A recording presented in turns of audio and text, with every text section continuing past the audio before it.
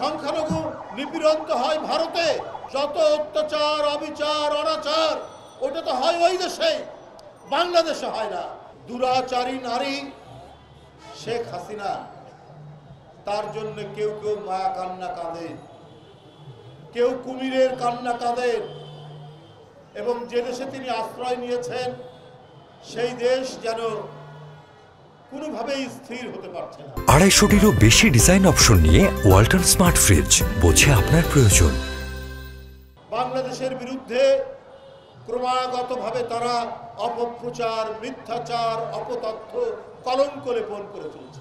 পৃথিবীর অন্য কোনো দেশ এটা করছে না, বরং আমাদের এই পট পরিবর্তন, 5ই আগস্টের পরিবর্তনের পরে এদেশের সাহসী জনতা আর তারুণ্যের যে উচ্ছ্বাস, তাদের যে আত্মদান, এটা গৌরবান্বিত হয়েছে।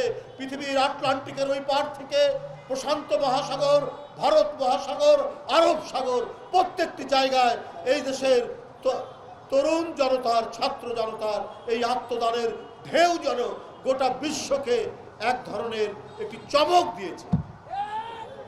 অথচ পার্শ্ববর্তী দেশ তারা অপতথ্য দিয়ে যাচ্ছেন। বাংলাদেশে নাকি সংখ্যালঘুদের উপর অত্যাচার হচ্ছে।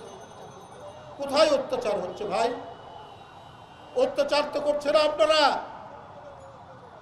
দিল্লির জুম্মাবারে জুম্মার নামাজ আদায়ের সময় পুলিশ গিয়ে মুসল্লিদেরকে আঘাত করছে, লাথি মারছে। সংখ্যালঘু নিপীড়ন তো হয় ভারতে, সংখ্যালঘুদের উপর উৎপীড়ন হয়তো আমাদের এই পার্শ্ববর্তী দেশে। 400 বছরে সম্রাট বাবর যে মসজিদ নির্মাণ করেছিলেন, সেই মসজিদকে ভেঙে চুরে তারা সেখানে মন্দির নির্মাণ করেছে। তো সংখ্যালঘুদের উপর যত অত্যাচার অবিচার অনাচার ওটা তো হয় ওই দেশে, বাংলাদেশে হয় না। বাংলাদেশে হিন্দু মুসলমান খ্রিস্টান হাতে হাত ধরে ঘোরাফেরা করে, একই বাজারে বাজার করি, একই হাটে যাই, একই হাটে লাউ কুমড়া আলু শশা আমরা কিনি, মাছ তরি তরকারি কিনি।